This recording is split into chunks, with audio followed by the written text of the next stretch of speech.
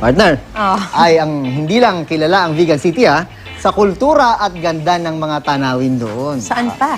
Alam mo na yan, di ba? Siyempre. Oo. Saan pa? Kundi siyempre sa mga, hindi lang nga daw mga mata ang mabubusog sa lungsod, ano? Oo. Kundi pati yung mga tiyan. Yan nga ang gusto ko sabihin. Kundi sa pagkain, di ba? Pinagdiriwang kasi ngayon sa lungsod na isa sa 7 water cities of the world, ang Longganisa Festival. Bida dyan ang iba't ibang putahe ng longganisa. Isang longganisa sa mga ipinagmamalaking produkto ng lungsod. Kasama ang bagnet at Sarap. empanada, mga putok-batok, mga yan. May mga nagluto ng baradibud soup with longganisa.